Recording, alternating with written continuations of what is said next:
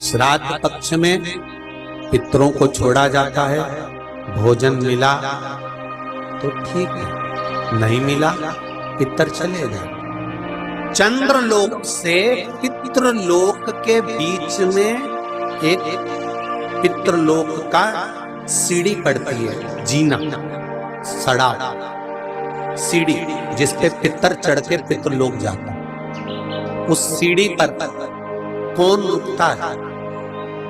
उस सीढ़ी पर पितृलोक में जाते समय कौन रुकता है? तर्पण शिव महापुराण की कथा कर रही है कि पंचमी का श्राद्ध था, पितर आए पर आपके यहाँ पर उनको भोजन नहीं मिला, वो पंचमी के दिन का श्राद्ध नहीं जीन पाए, चले गए। पितृलोक की सीढ़ी पर जाकर बैठ जाते हैं। अंदर जो पितर जाते हैं वो पितर जब अंदर जाते हैं, जाने के बाद बात करते करते जाते हैं कि हमारे बेटे ने हमको खीर खिलाई, हमको पूड़ी खिलाई, और उनके मुख से जो लाल टपकती है, तो जो पितर भूखे रह जाते हैं वो पूरा साल उनकी लाल को चाटते हैं और बद्दुआ देते हैं कि हमारे बेटे 5-5, 4-4, 3-3, 2-2 इतने बेटे और हमको भूखा छोड़ दिया। तो वो बद्दुआ देते हैं, जिसके कारण बस पितृदोष होता है। और फिर ब्राह्मण देवता कहते हैं कि ये पितृदोष हो गया। पितृदोष क्यों हुआ? क्योंकि भूखे रहे। शंकर पर जल चढ़ाने से 3 दोष अपने आप समाप्त हो जाता है। पहला पितृदोष, दूसरा कालसर्प दोष और तीसरा वास्तु दोष। ये तीनों दोष अगर उत्पन्न भी होते हैं तो हमारे द्वारा उत्पन्न होते। आज के जमाने में जिसकी भी पत्रिका दिखाने जाओ तो पंडित जी बोल देते हैं इसमें कालसर्प दोष है। तो कालसर्प दोष पहले नहीं चलता था क्या? पहले कालसर्प दोष नहीं होता था क्या? होता था, पर पंडित जी ने अभी क्यों बताया कि कालसर्प दोष है? किसी की भी पत्रिका देखेंगे पंडित जी कहेंगे इसमें पितृदोष है, इसमें कालसर्प दोष है और तुम्हारे घर में वास्तु दोष है। ये 3 दोष ब्राह्मण बता देते, पंडित बताए। कारण पहले के समय में दोष नहीं होता था क्या? नहीं। क्यों नहीं होता था?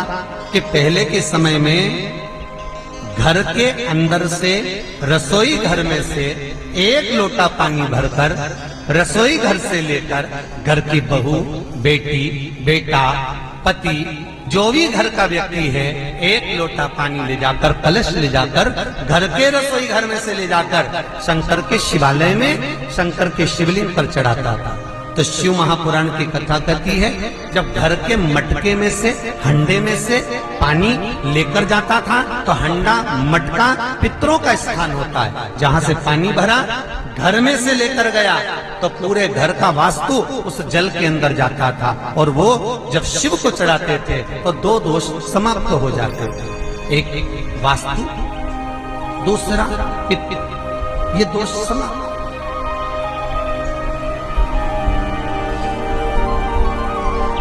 तीसरा दोष कालसर्प दोष कहां से आया? तो शिव महापुराण की कथा कहती है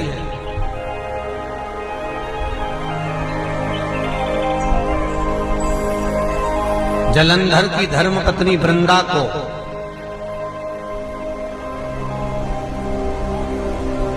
जब सात्वित्व भंग किया गया भगवान विष्णु के द्वारा, तब वृंदा तुलसी के क्यारे के रूप में प्रकट हो गई।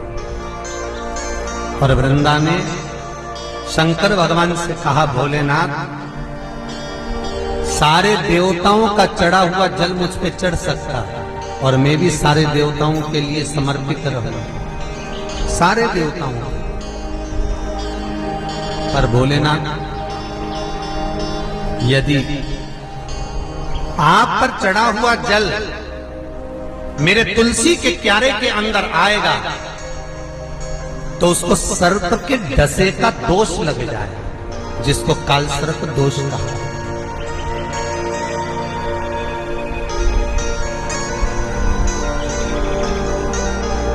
जिसको कालसर्प दोष इसलिए हमारा हिंदू धर्म कहता है कि भगवान के स्नान का जल दूसरे वृक्षों में डालना चाहिए, पर तुलसी में नहीं डालना चाहिए। पहले के समय में घर में बगीचा बड़ा होता था तो लोग जल को ले जाकर वृक्षों में डाल देते थे। आज के जमाने में ले देके केवल एक तुलसी का पौधा मिलता है, जो भी भगवान को निलाया ले जाके तुलसी में डाल दिया।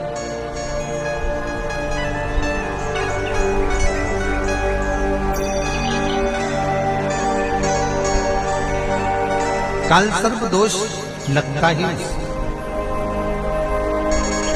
तुलसी के क्यारे में जल डाला दोष